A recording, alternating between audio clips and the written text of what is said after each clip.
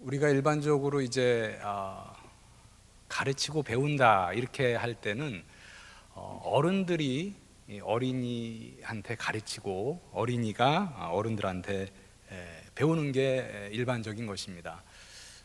그런데 이제 때때로 어른들도 어린이에게 배울 때가 있습니다. 예를 들면 어린이의 순수함을 통해서 어른들이 마음의 어떤 배움, 깨우침을 가질 때도 있고요.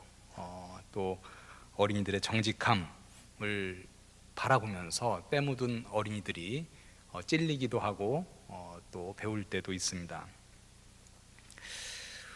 오늘 우리가 읽은 말씀은요, 예수님께서 하신 말씀인데 예수님께서 어린이들에게 가서 배워라 라고 하신 말씀 가운데 하나입니다. 우리 어른들이 어린이들에게 배울 게 있다라는 것이죠. 교회를 꽤 다니신 분들은 매우 익숙한 말씀 중에 하나일 텐데요. 이런 말씀이 있습니다. 너희에게 이르노니 너희가 돌이켜 어린아이들과 같이 되지 아니하면 결단코 천국에 들어가지 못하리라. 마태복음 18장 3절에 있는 말씀입니다. 너희가 돌이켜 어린아이들과 같이 되지 아니하면 결단코 천국에 들어가지 못한다. 꽤 심각한 말씀입니다. 어린아이들과 같이 되지 아니하면 너희가 성공하기 어렵다. 어린아이들과 같이 되지 아니하면 너희가 장수할 수 없다. 이런 정도의 것이 아니라 어린아이와 같이 되지 아니하면 결단코 천국에 들어갈 수 없다. 이렇게 말씀하고 있기 때문입니다. 어린아이와 같이 된다는 것이 도대체 무엇을 말하는 것일까요? 어떻게 해야지 어린아이와 같이 되고 어린아이와 같이 돼야지 천국에 갈 수 있다, 이렇게 말씀하신 것일까요? 저는 새 아이의 아빠로서 어린아이들에 대해서 조금 이제 알고 있습니다. 그리고 대학 시절에는 유초등부 교사도 많이 해서 유초등부 어린이들이랑 많이 지냈고요. 또 전도사 시절에는 유초등부를 맡아서 전도사로 섬긴 적이 있습니다. 그래서 유아부터 시작해서 유년부, 초등부 이런 어린이들을 많이 이제 겪어봤는데, 제 경험에 의하면 어린이와 어른들은 별반 차이가 없습니다. 제가 이제 첫째가 태어나고 이제 둘째가 태어났더니 이제 첫째 아이에게만 이제 몰렸던 그런 이제 부모 그리고 이제 사람들의 어떤 사랑과 관심이 이제 둘째에게로 이제 나누어지는 것이죠. 그것을 이제 첫째가 본능적으로 이제 다 체감을 합니다. 그래서 보이지 않게 이제 스트레스를 많이 받는 거죠. 내가 독차지했던 사랑을 이제 둘째가 가져가는구나, 이렇게 체감을 하고, 그리고 때로는 이제 화도 많이 내고, 또 이제 더 이렇게 예전보다는 둘째가 있을 때 확실히 이렇게 보면은 이제 신경질도 많이 내는 것 같고요. 이제 그랬던 모습을 기억할 수 있습니다. 때로는 장난감이 하나인데 둘째가 자기 동생이 이제 장난감을 하려고 그러면 자기가 놀고 싶으니까는 가서 그것을 빼앗습니다. 그러면 이제 둘째는 울죠, 그죠? 장난감이 없으니까 우는데 첫째는 아랑곳하지 않고 그 장난감을 가지고 계속 잘 놉니다. 이런 어린 아이들을 보면서 어린아이와 같지 아니하면 천국에 들어갈 수 없다. 어린아이들의 세계도 보니까 시기도 있고 또 어떤 이기적인 그런 마음도 많이 있고 또 욕심도 많이 있는 것 같고, 그런 생각을 했습니다. 제가 초등학교 2학년 때였는데 잊혀지지 않는 기억이 있습니다. 그때 이제 골목대장격인 어떤 그런 형이 한 명 있었어요. 이제 고학년 형이었던 것 같은데, 이렇게 저희들 한 6, 7명 이렇게 노는데 그 형이 주머니에서 과자를 딱 꺼냈습니다. 과자를 딱 꺼내서 이 과자가 어디서 난 건 줄 아느냐? 우리는 모르죠. 뭐 누가 사줬는지. 그랬더니 자기가 저기 슈퍼마켓에서 훔쳐왔다는 거예요. 그래서 그 과자를 뜯어가지고 우리에게 이렇게 나눠줬습니다. 우리들은 과자를 주니까 좋다고 받아 먹었습니다. 그리고 나서 남은 그 이제 저는 그때 되게 이제 저학년이었던 것 같고 저보다 1, 2년, 3년 정도 이제 많았던 형들이 주로였던 것 같은데 그때 이제 과자를 먹으면서 한 얘기가 뭐였냐면요, 우리도 할 수 있다라는 거였어요. 그래서 그 과자를 먹으면서 이렇게 그 초등학생들이죠, 저를 포함해서 계획을 세웠습니다. 어떻게 우리도 슈퍼에 가서 이렇게 과자를 훔쳐올 수 있을까? 그리고 모의를 하고 그 다음에 슈퍼에 들어가서 과자를 다 훔쳐가지고 나왔어요. 한 명도 걸리지 않았습니다. 요즘처럼 뭐 이렇게 삐삐 소리 나는 것도 없었던 그런 시대니까요. 그래서 이제 과자를 먹었습니다. 뭐 그 다 무슨 기간이죠? 뭐 그 기간 다 지난 거니까 제가 고백하는 겁니다. 그때 제가 과자를 훔쳤었습니다. 빼빼로였었는데 제가 잠바에 이렇게 넣어가지고 들어왔던 이렇게 왔던 그런 기억이 아직도 납니다. 제가 근데 상당히 죄책감이 그때 많이 들었던 것 같아요. 우리 한동안 그런 죄책감이 있었고 뭐 그 다음에는 도둑질을 잘 안 했던 것 같은데 어린이들 초등학생들인데 과자를 훔치는 것을 모의를 하고 계획을 치밀하게 세워가지고 슈퍼에 가서 과자를 한 명도 걸린 사람 없이 다 훔쳐가지고 나왔어요. 대여섯 명의 어린이들이. 그런 것을 생각하면 어린이들의 세계, 이기심도 있고 욕심도 있고 또 동일하게 어른들의 세계처럼 죄도 있다라는 것을 생각할 수 있습니다. 어린아이와 같지 아니하면 결단코 천국에 들어가지 못하리라.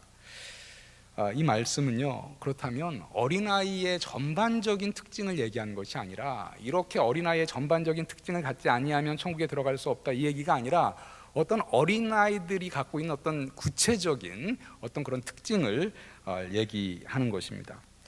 복음서에 보면은요, 이 예수님께서 어린아이와 같지 아니하면 하고 어린아이의 구체적인 특징에 대해서 말한 그 부분이 두 군데가 있습니다. 두 가지 측면에서 예수님이 어린아이와 같은 그 특징에 대해서 말씀을 하셨는데 오늘 그 두 가지 특징에 대해서 저희들 말씀을 들으려고 합니다. 그 첫 번째 특징에 대해서 말하고 있는 본문이 오늘 우리가 읽은 본문입니다. 마가복음 10장 13절부터 16절인데요. 우리 13절 말씀 잠깐 보시죠. 사람들이 예수께서 만져주심을 바라고 어린아이들을 데리고 오매 제자들이 꾸짖거늘.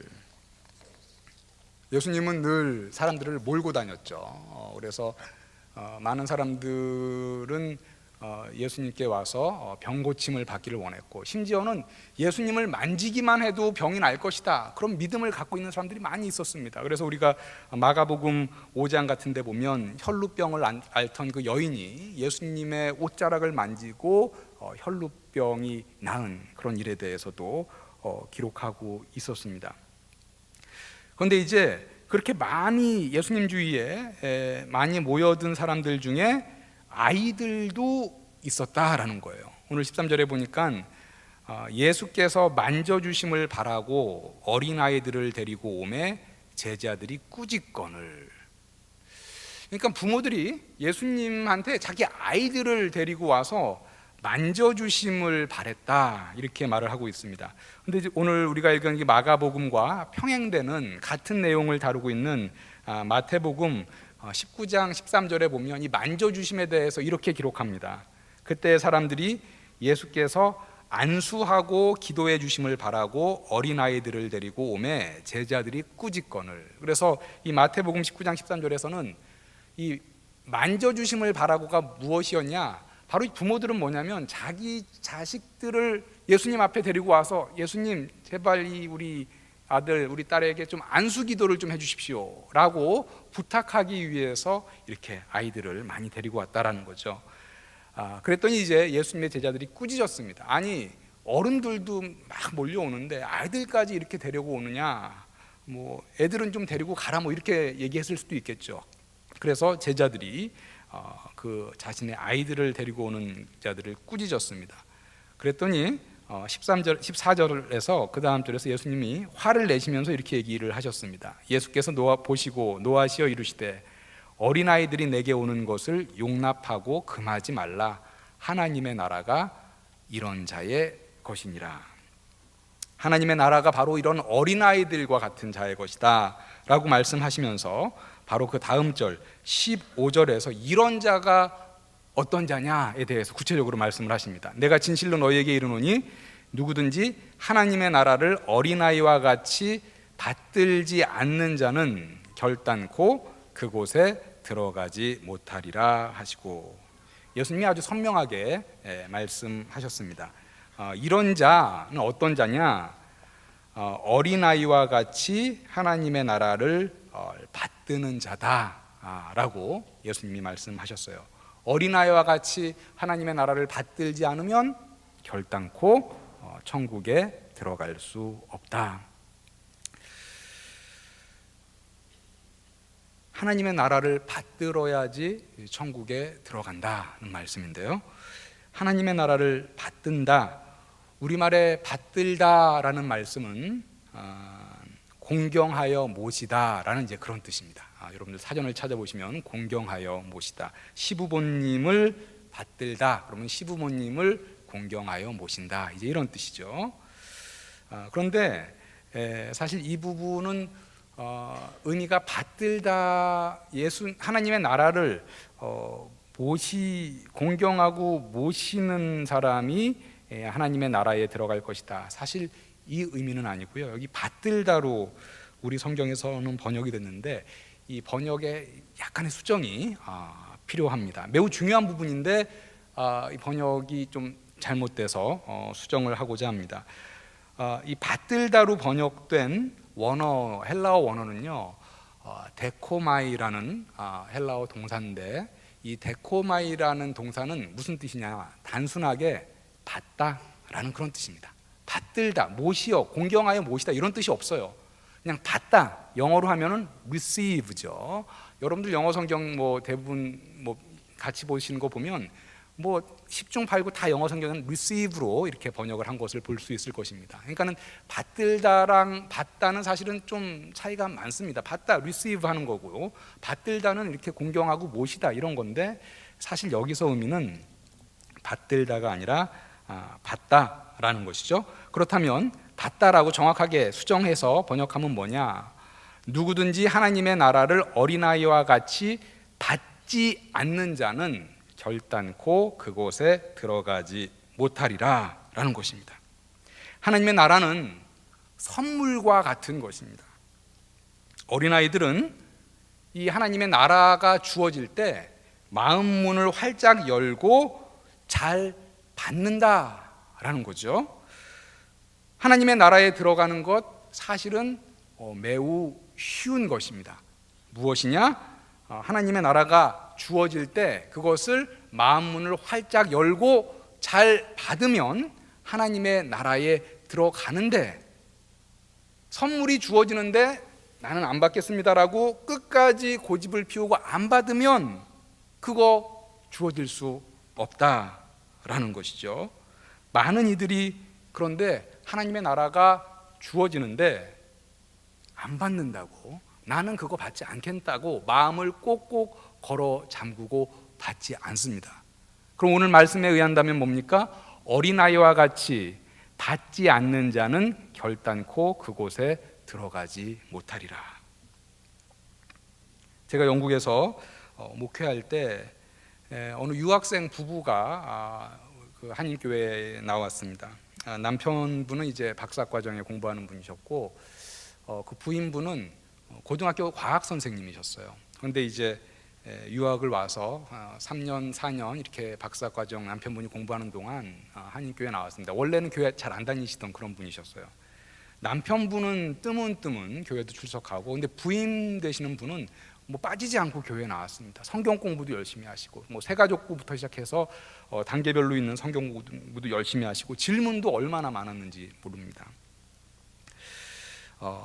그러니까는 관심이 있는데 뭔가 잘 믿어지지 않는 이제 그런 시기들이 한참 지났습니다.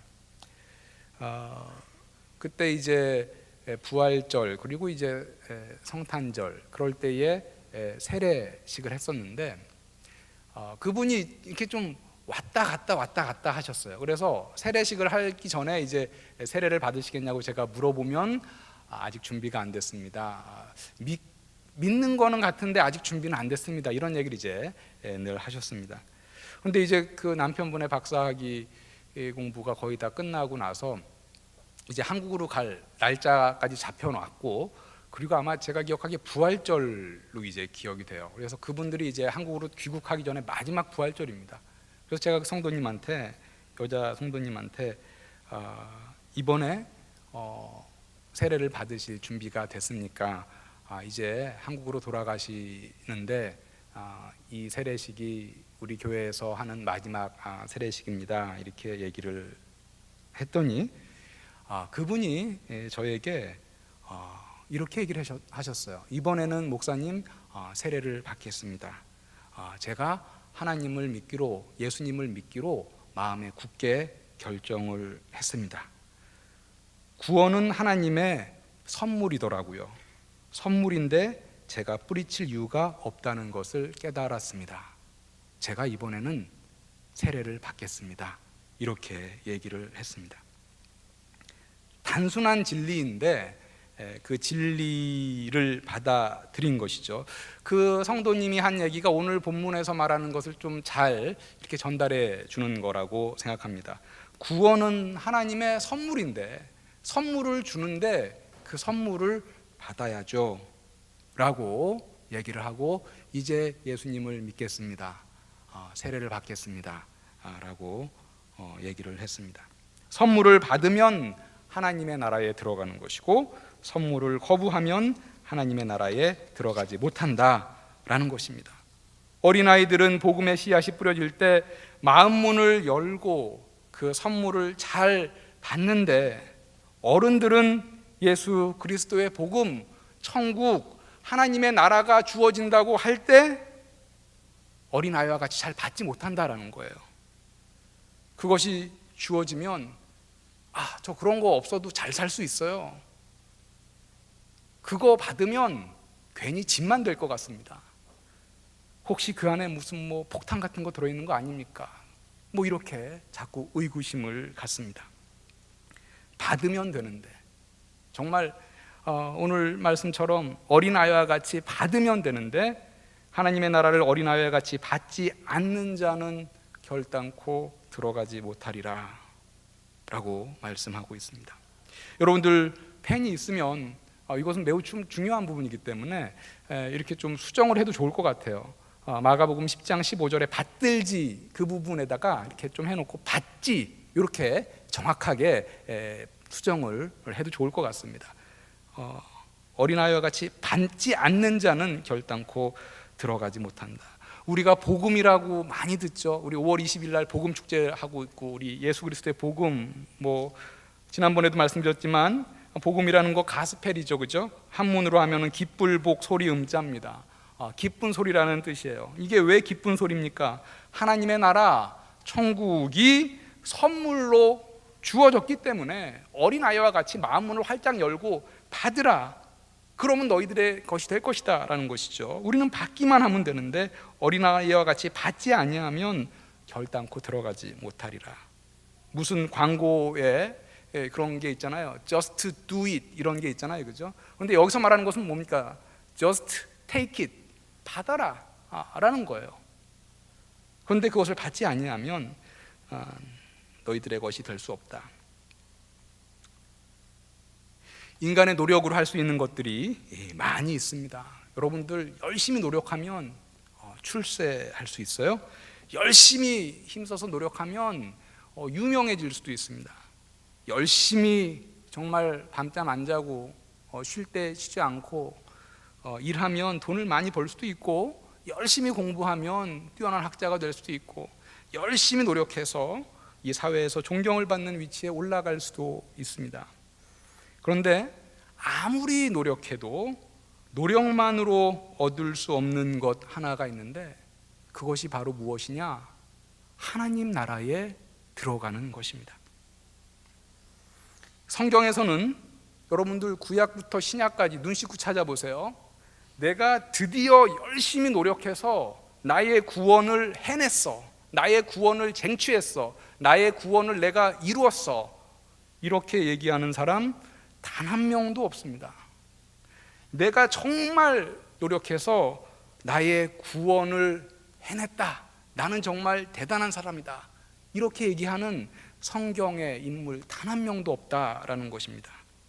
구원은 우리가 열심히 노력해서 해낼 수 있는 것이 아니라, 구원은 오늘 말씀에 의하면 우리가 거절하지 않고 뿌리치지 않고 받아야 되는 것입니다. 하나님이 우리에게 주실 때, 선물로 주실 때 거부하지 않고 어린아이와 같이 받아야지 그가 하나님 나라에 들어갈 수 있다라는 것입니다.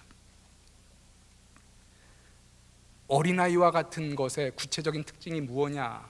첫 번째 특징 우리가 지금 살펴봤고요. 두 번째는 우리 마태복음 18장 3절부터 4절에 있습니다. 우리 잠깐 가보도록 하죠. 마태복음 18장 3절에서 4절.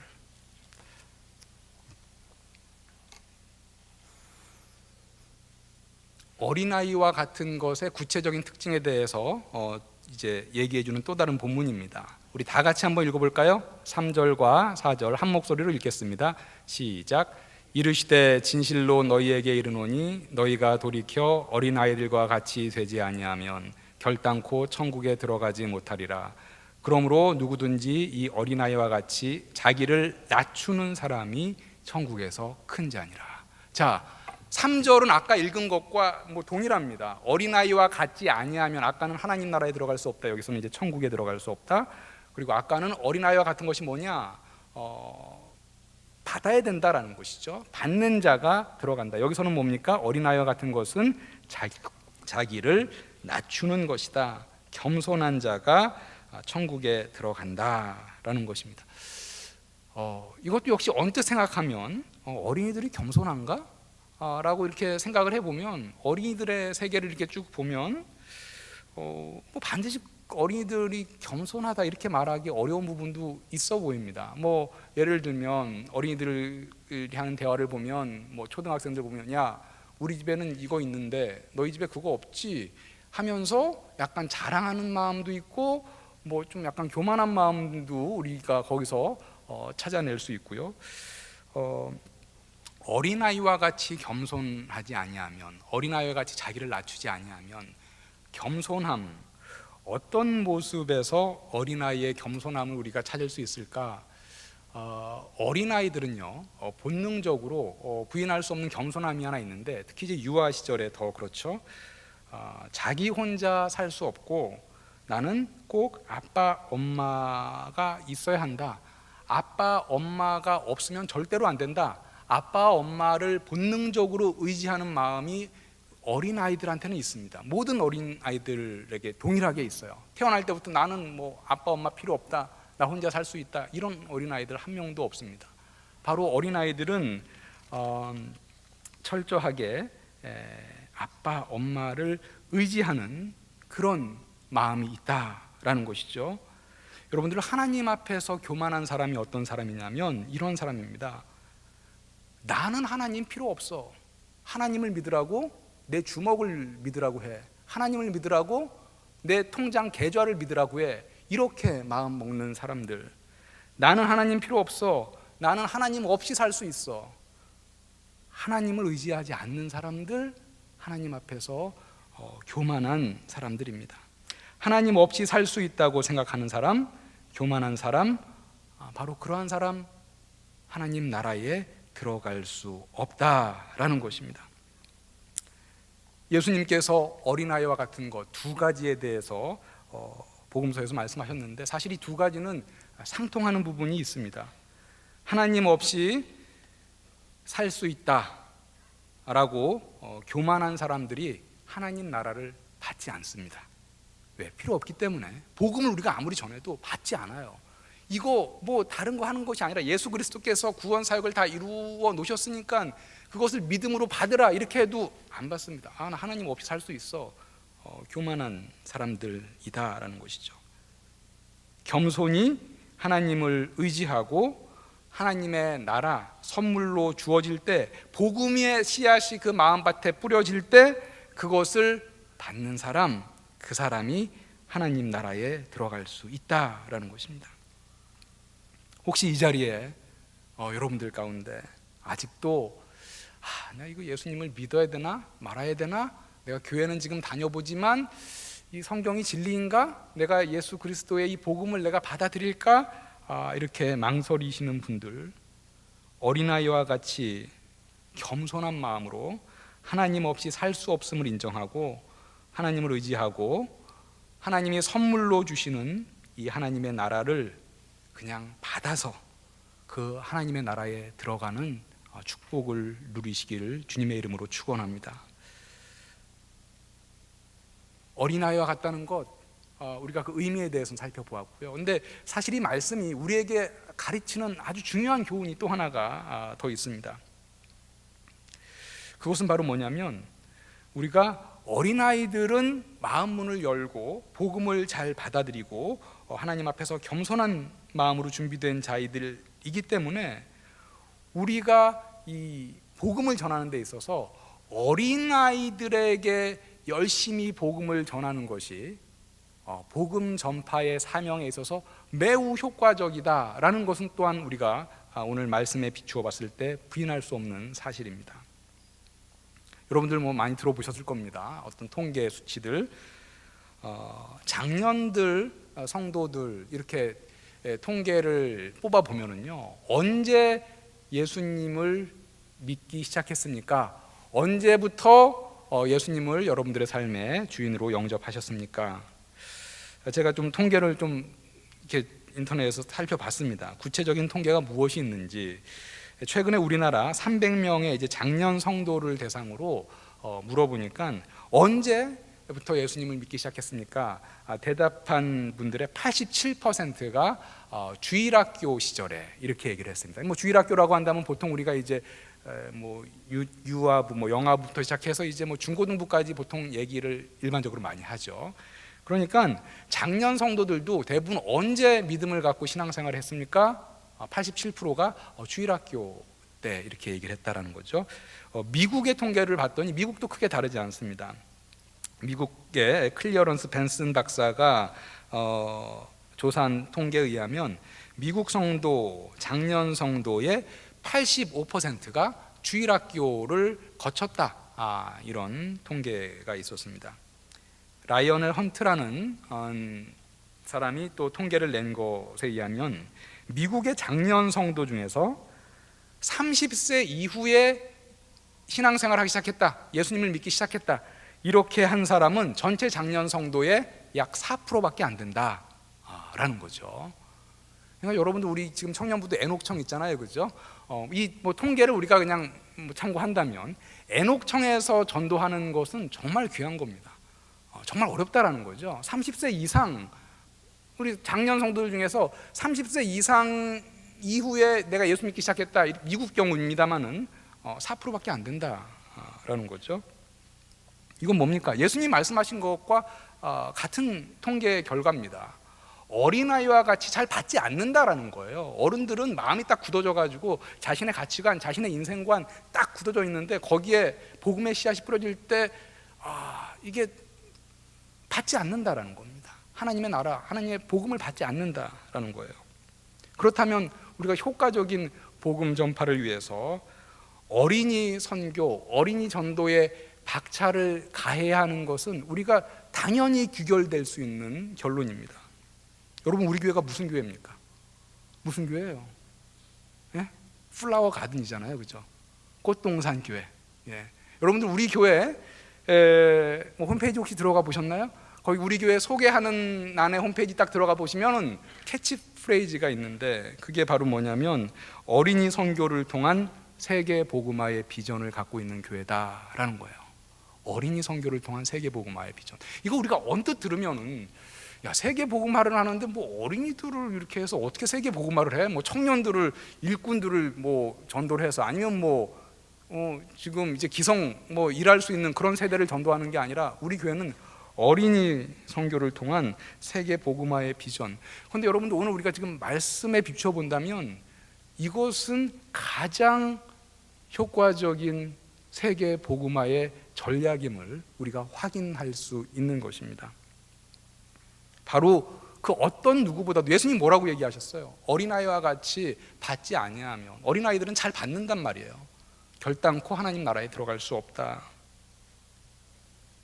우리 꽃동산교회가 바로 이 세계복음화의 전략의 가장 키가 되는 그런 원리를 딱 잘 지금 잡아서 세계복음화를 향해서 달려나가고 있는, 그렇게 사역을 감당하는 교회입니다. 제가 꽃동산교회에 온 지 지금 한 4개월이 넘었죠. 5개월 가까이 돼 가는데 이 말씀을 준비하면서 제가 정말 확신하게 됐어요. 어린이 선교를 통한 세계 복음화가 이게 정말 중요한 어떤 성경적인 세계 복음화의 원리구나 라는 것을 제가 아주 마음 깊이 아주 확신하게 되었습니다. 여기 있는 우리 사랑하는 성도님들, 그리고 청년 여러분들, 우리 꽃동산 교회 지금 다 지체잖아요, 그죠? 우리가 지체로서 하나 되어서 움직여야 됩니다. 세계 복음화를 하는 데 있어서 아까 얘기했잖아요. 30세 이상, 미국의 어느 통계에 보니까 30세 이후에 예수를 믿는 장년 성도 4%밖에 안 돼요. 그럼 뭡니까? 대부분 다 유초등부, 때로는 중고등부, 이때 복음을 받고 그때 이제 믿기 시작한 사람들이 많다는 거죠. 그럼 우리가 어떻게 우리의 사역에 포커스를 맞춰야 됩니까? 바로 그렇게 마음문을 열고 활짝 복음을 받아들이는 그 세대에 집중적으로 우리가 복음을 전해야 되겠죠. 여러분, 우리가 복음을 전할 때 매우 효과적으로 전략적으로 전하는 것이 매우 중요합니다. 사도 바울은 그래서 어떻게 복음을 전했어요? 거점 도시, 중점 도시를 중심으로 해서 그의 선교 여행을 계획을 세우고 복음을 전했습니다. 이 자리에 많은 우리 청년들, 우리 많은 성도들이 바로 이미 지금 어린이 사역 부서에서 봉사를 하고 있습니다. 여러분들 정말 중요한 사역이에요. 그때 여러분들이 가르치고 여러분들이 복음의 씨앗을 뿌리고 우리 목사님들, 전도사님이 복음의 씨앗을 뿌린 것이 그 어떤 성인들이 받아들이는 것보다 훨씬 더 많고 그 확률이 높다라는 것이죠. 사역에 있어서 효과적이다라는 것입니다.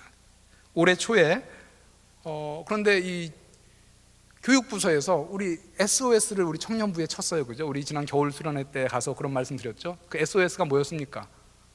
교사 부족합니다. 교사 제발 보내주십시오.